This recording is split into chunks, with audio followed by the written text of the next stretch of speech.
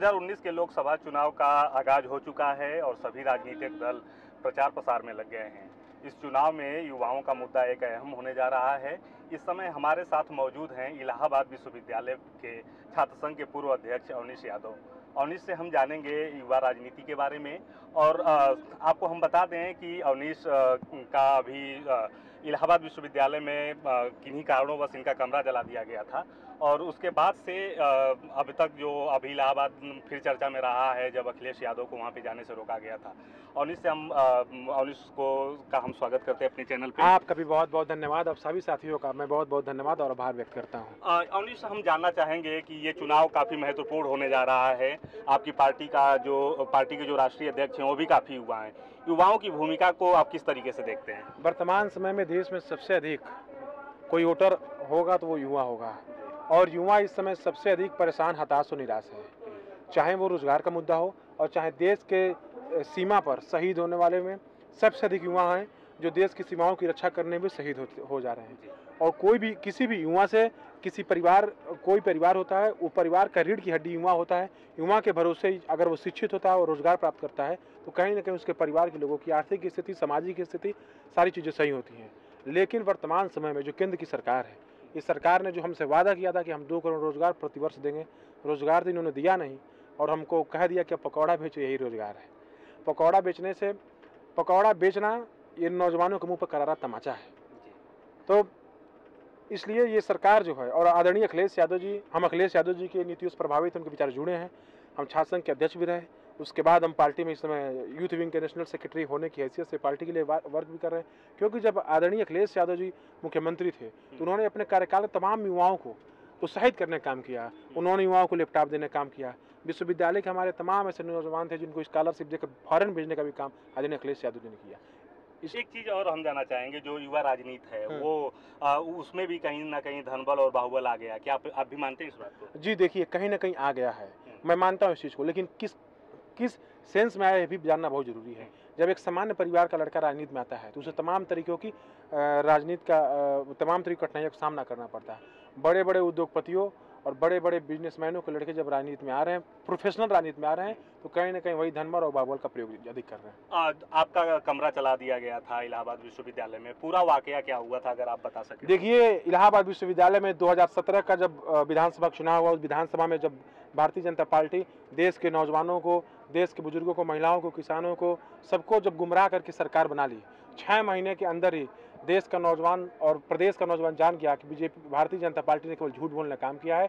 जब छात्र संघ का चुनाव इलाहाबाद विश्वविद्यालय में हुआ तो उस विश्वविद्यालय के चुनाव में समाजवादी छात्र सभा के बैनर तले अध्यक्ष पद का मैंने चुनाव लड़ा। मैंने वो चुनाव ऐतिहासिक मतों से जीता और जो बीजेपी का कैंडिडेट जो प्रत्याशी था उसको हमने विद्यार्थी परिषद जो बीजेपी का यूथ विंग है उसका जो कैंडिडेट था उसको हमने दुगुने मतों से पराजित किया था। हमारे मुकाबले उन्होंने उसको आधे से भी कम वोट मिले थे। ये खीस उन लोगों के अंदर थी। साल भर उन्होंने किसी तरह हमको बहुत परेशान किया गया, जेल भेजा गया, टार्चर किया गया, सरकार द्वारा भी प्रताड़ित किया गया। फिर दोबारा चुनाव आया उस दौरान जब दोबारा छात्र संघ के चुनाव में 1 साल का मेरा कार्यकाल पूरा हुआ, उसके बाद भी ये लोग बहुत परेशान थे, हताश से चुनाव जीतने के लिए। उस चुनाव में भी समाजवादी छात्र सभा का जो कैंडिडेट था उस कैंडिडेट को जिताने का काम हम लोगों ने किया।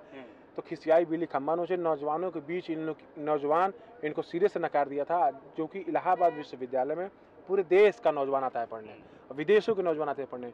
जब इन नौजवानों के बीच में इनकी साख खत्म होने लगी तो फिर इन्होंने खिसियाई बिल्ली खम्बा नोचती है, तो इन्होंने फिर वही भारतीय जनता पार्टी का जो एजेंडा है, भारत जलाओ पार्टी, उसी की तरह एबीवीपी के लोगों में नहीं, केवल खिसवर गुस्सावश और नौजवानों का जो प्रेम था, जो नौजवानों का गुस्सा था सरकार के खिलाफ, उसके खिलाफ इन लोगों ने जाकर हमारे कमरे को जलाने का काम किया और बताने का काम किया कि अगर आपको लोकतंत्र में रहना है तो वोट केवल बीजेपी को दीजिए।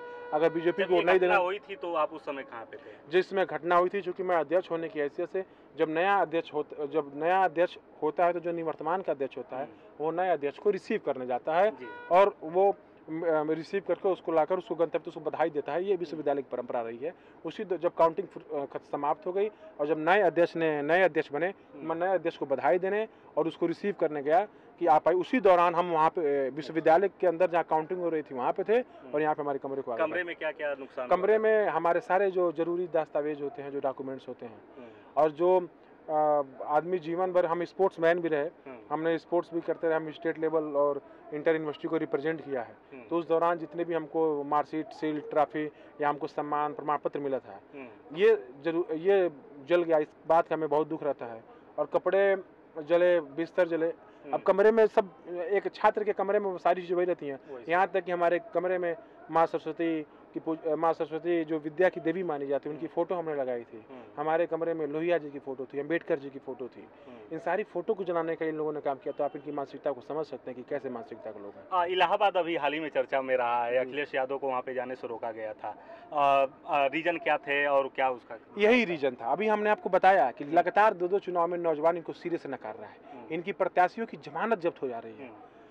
फिर जब अखिलेश, हमने पिछली बार कार्यक्रम लिया था तो उस कार्यक्रम में इन लोगों ने व्यवधान डाला, कार्यक्रम नहीं हो पाया। इस बार जब हम लोगों ने फिर कार्यक्रम लिया, कार्यक्रम होने का था, जब कार्यक्रम होने वाला था तो इन लोगों ने फिर व्यवधान डाला, बवाल किया। आदरणीय अखिलेश यादव जी को आने से रोक दिया गया। आखिर किस लिए एक नेतृत्व को, जब छात्र संघ का जो अध्यक्ष होता है, जो छात्र संघ के उपाध्यक्ष हैं, मंत्री हैं, ये सब जब इनवाइट कर रहे हैं आने के लिए, आप आइए और नौजवानों के बीच में 2 बातें करिए, नौजवानों से डायलॉग करिए, नौजवानों की समस्याएं क्या हैं।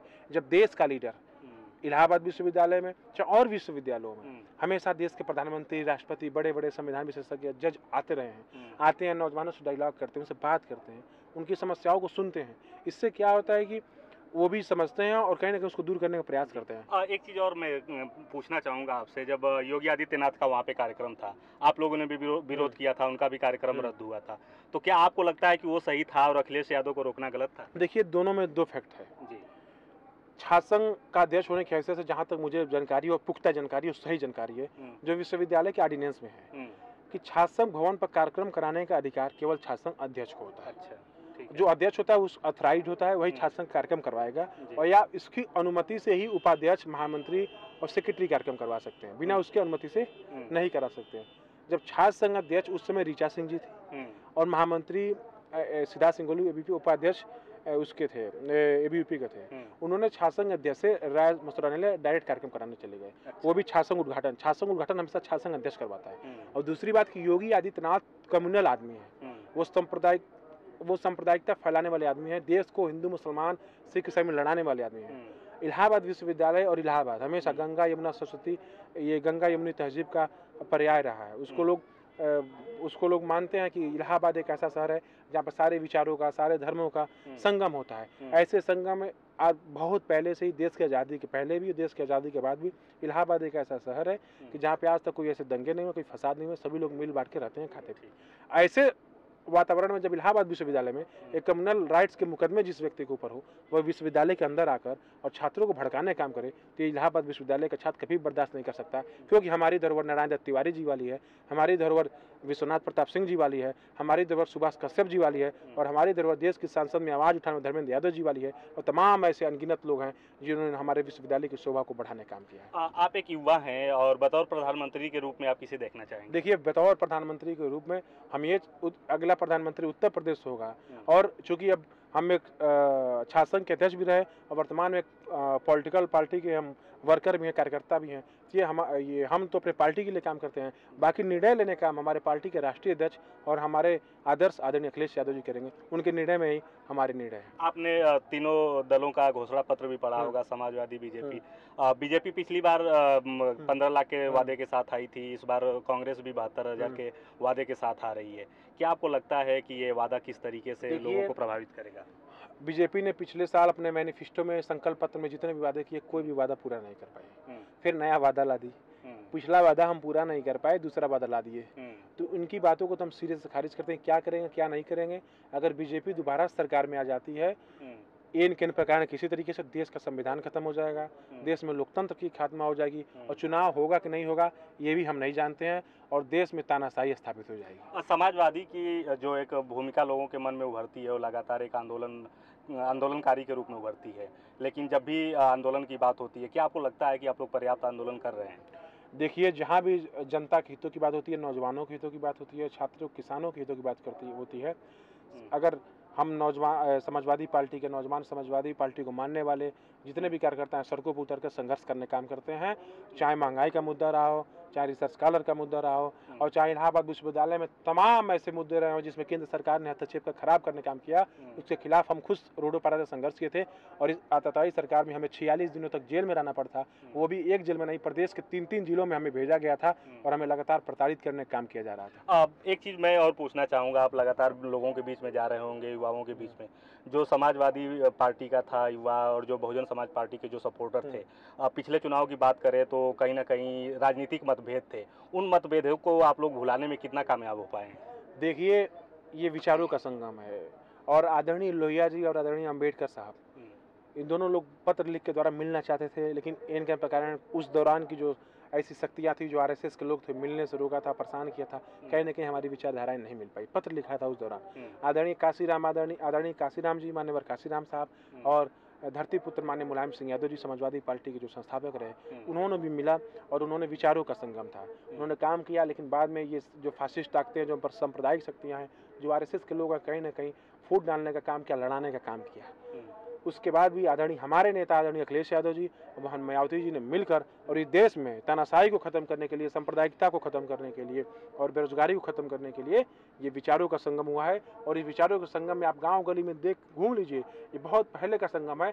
आज हिंदुस्तान का दलित, पिछड़ा, बैकवर्ड, माइनॉरिटी, SC ST जो समाज के लोग हैं, जो मूल समाज के लोग हैं, वो एक हो चुके हैं और इस देश में लोकतंत्र को बचाने के लिए, संविधान को बचाने के लिए सब एक साथ संघर्ष कर रहे हैं। बहुत बहुत धन्यवाद आपका।